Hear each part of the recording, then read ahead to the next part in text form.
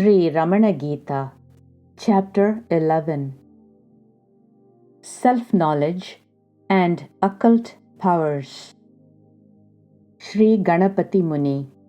I approached the Guru, preeminent among the knowers of Brahman, who abides always in the self, the great sage, the illustrious Ramana, in human form, on the night of the 16th, when he was alone, and sang his praise to be blessed with wisdom so hard to attain.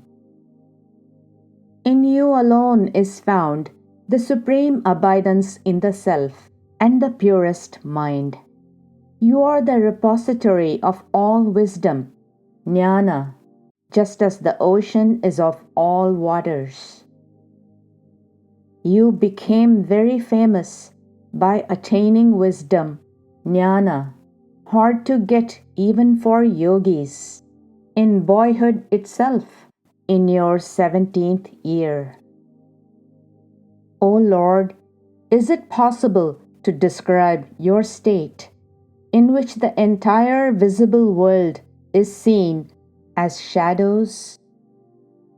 You are the supreme refuge for those tossed about hither and thither, immersed in this terrible world and struggling to cross this great sorrow.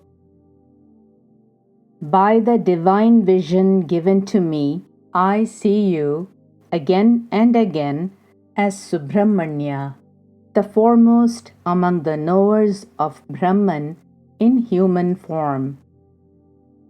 You are not residing in Swami Malai, nor in Tirutani, nor on the top of Venkatachala.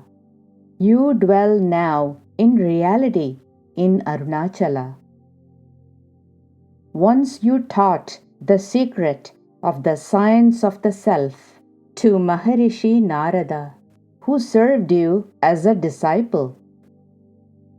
Those learned in Vedas say you are Brahmarishi Sanat Kumara, while those steeped in Agamas acclaim you as Subramanya, the chief of gods. Only the names differ, not the person.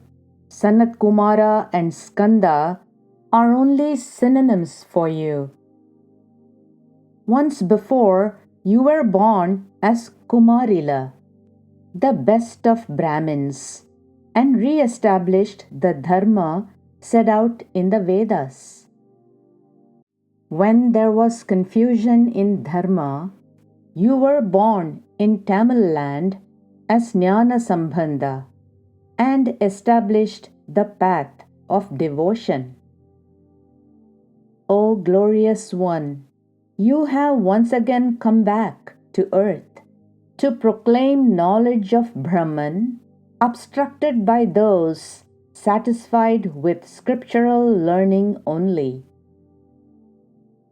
Master, you have dispelled several doubts of disciples.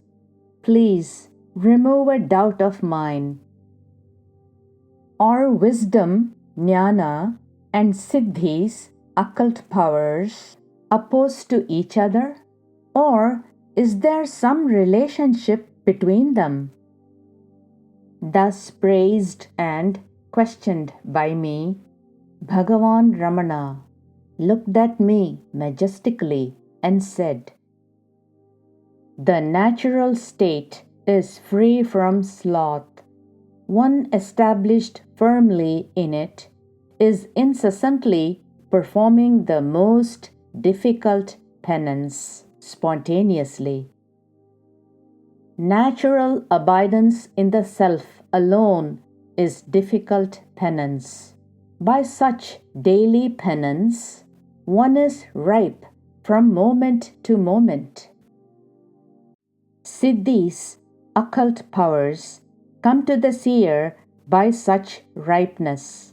The seer will sport such powers only if so fated. The wise do not see the world as apart from the self. Even while exercising powers, they do not regard it as other than the self. The wise one, whose fate is not to sport powers, remains motionless like a waveless ocean, even though he is full of powers. Abiding in the natural state, he does not go searching in any other path. Self-abidance is the sum total of all powers. Effortless penance is termed the natural state. It is considered that powers arise from the ripeness born of abidance in the natural state. Even though surrounded by many, one who is always established in the self is performing inviolable penance. There is no need for solitude for him. Those who consider that wisdom, jnana, is devoid of power are ignorant, for the knower abides in the self, which is the source of all powers and fullness of being.